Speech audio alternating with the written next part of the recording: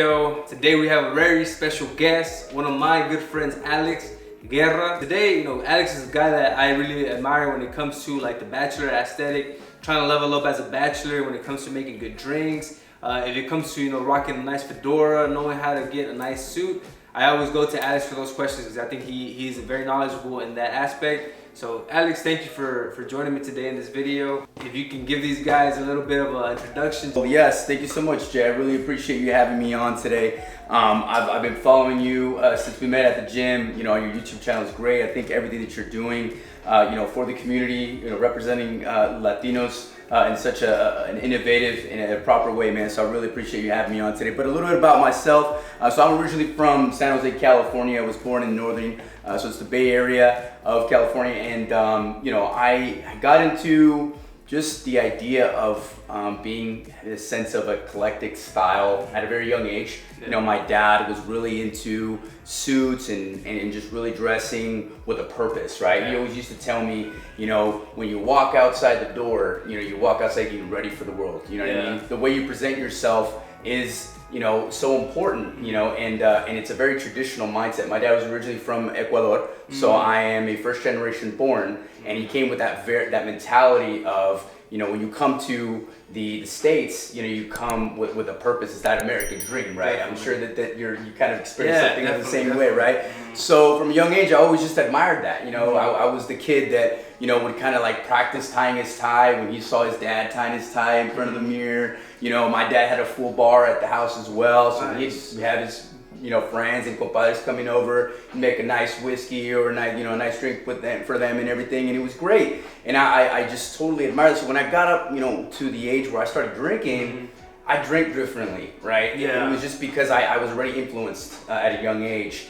of how to really, not only carry myself, aesthetically, as far as fashion and everything, and how to present myself well, but also how to drink well, how to understand the depths of cocktails and just understand where these spirits came from, because it's a passion for a lot of people, right? Came to Houston about 4 years ago and really started my at-home bar. Nice. Right, and really wanted to take it to the next level and really show people how easy it is to make some really simple, delicious cocktails where you don't have to spend a lot of money. You don't have to feel like you are bougie or snotty or anything like that, right? You can come, make a drink for your friends or drink for yourself, and and just enjoy it. As soon as I came in, dude, I noticed the bar. It's like it gives a really nice aesthetic to your place. I think a bar would be a great idea because, like you mentioned, like you do save a lot of money instead of going out to a bar and spending on drinks. You can actually learn how to make your own drink, and I think one of the most attractive things that you can do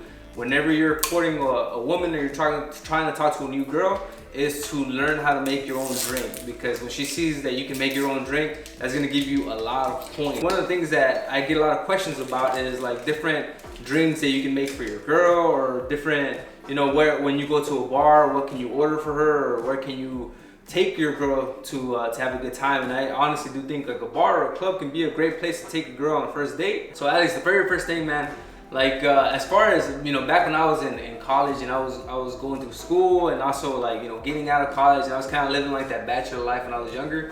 I didn't really know what to get when I was at a bar. Like my go-tos were usually like a Crown and Coke, a Jack and Coke, maybe a vodka and cranberry. They were like really like basic college drinks.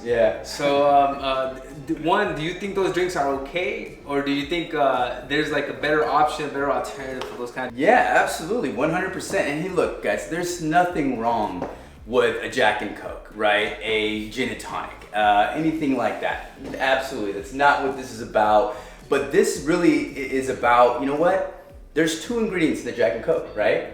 And the drink that I'm about to make you is called a Manhattan. Right? It's really born and bred from some people think even the early 1800s, right? At a time when people didn't have a lot of ingredients at their disposal. So the Manhattan is actually only 3 ingredients, right? So it's a traditional bourbon or a rye, right? And there's obviously 3 types of those, but you can use any kind of dark spirit that you want, whatever you prefer. So for you like Jack and Coke, so you get a good whiskey, right? Which I'm actually using. We'll be using a Kentucky whiskey as well. Okay. So Jack Daniel's, is from Tennessee. This is going to be a traditional bourbon that I'll be using, Nice. but it's also going to have a sweet vermouth, right? And then it's going to have some bitters, right? 2 dashes of bitters. Nice. Super easy, super really simple to make and fast, right? And it's delicious. So what I'm gonna do is I'm gonna go ahead and make it for you today.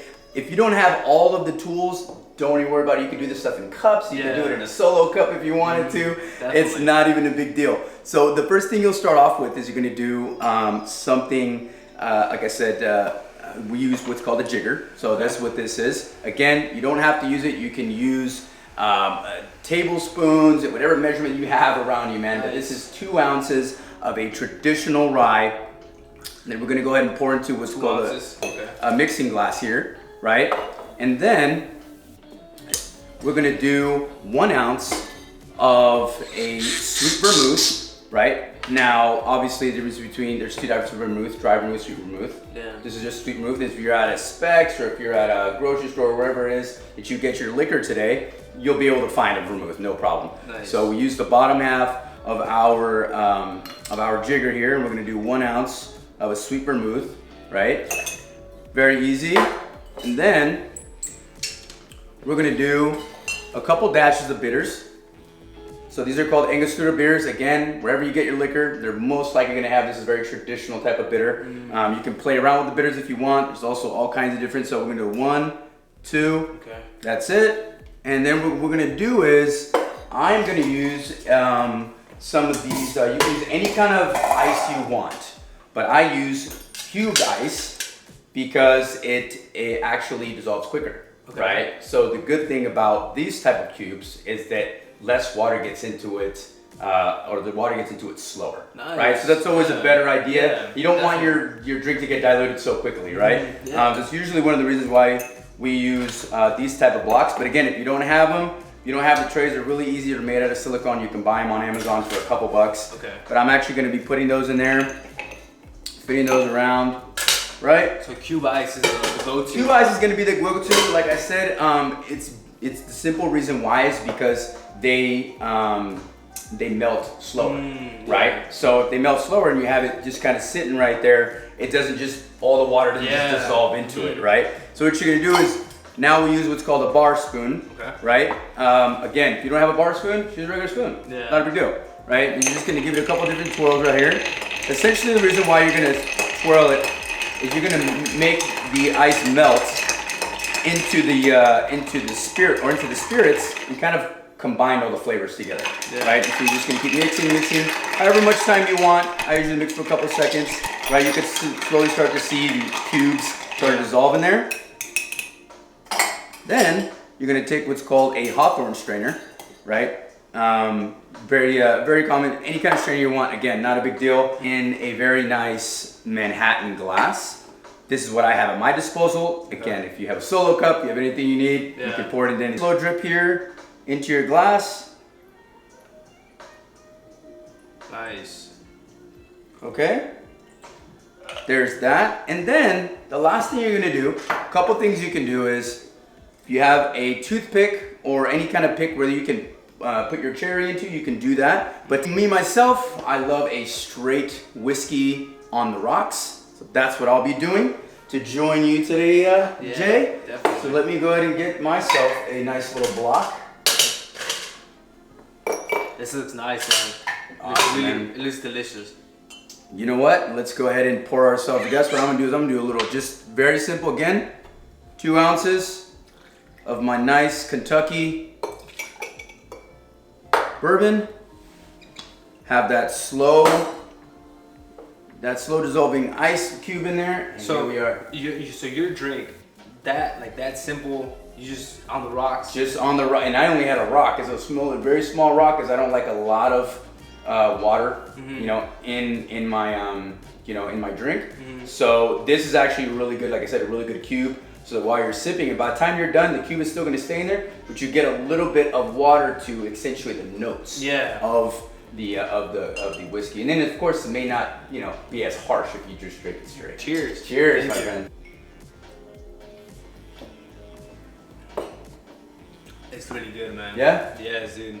Great. It's like, it's strong too. It's a little strong? No, it's strong in a good way. Okay. I wasn't expecting, like, it's just the aesthetic of the cup. It does not make you feel like it's gonna carry a punch. It's a very good drink. It's like it's just strong in a good way, and it gives you like a nice sweet taste right afterwards. Right, which good. is nice. Perfect. It's like a perfect follow-up. Awesome, man. Well, I'm glad you like it. What I'm gonna do for you next, Jay, is I'm actually gonna do a drink that I love. And this is a traditional whiskey sour, right? I'm gonna take it up a notch for you, right? I gave you a very traditional drink, very easy, 3 steps, 3 different, ingredients. But I'm gonna take it to the next level, maybe like, change your mindset a little bit about some other kind of drinks that may be out there. You may look at it and be like, damn, that guy's drinking that. There's no way I would drink that. You know what I mean? So again, what I'm doing here is I'm already getting started on it. But what I've added so far is, again, some whiskey. I added 1 full orange, so it amounted to 1 ounce of fresh orange juice. Okay. And then as well, I added some fresh lemon juice. Nice. And just a little bit of simple syrup. So for those who don't know what simple syrup consists of, very easy. Equal parts water and sugar. That's it. You bring it to a boil, and then you put it into a regular glass just like this, and you can pour it in there. Nice. And the last thing I'm gonna do for you here is actually, let me add this simple syrup. The last thing I'm gonna do is I'm gonna add an egg white to it. And what we'll do is we're just gonna put half of the egg white in there. Dude, this is right? hard, man. So we're gonna go put that egg white right there, right? Have your strainer.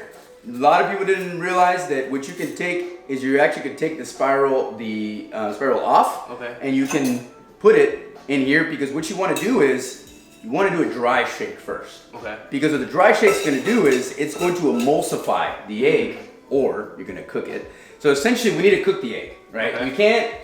You can't have a drink with raw egg in it, right? We all know that. So right now, we're just going to give it a nice little shake. Right? But the more you shake, the better, right? Yeah. But that's about it. We'll do this. We'll put this aside. Then we're gonna add our ice. So that actually cooks the egg in that process? It sure does, my friend. Nice. It sure does. So then we're gonna add our ice in here, right? And then we're gonna give it another shake. We took the strainer out. Now we're gonna chill it. That's all that the shaking does. Yeah. All the shaking does is it chills the drink. Okay? And then what we're gonna do is we're gonna take a different strainer. And what I'm gonna do for you here is I'm gonna get another coupe glass.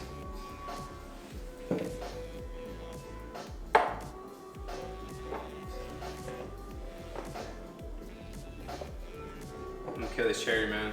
Go for it. There you go. And what's gonna happen is it's gonna froth up really nicely.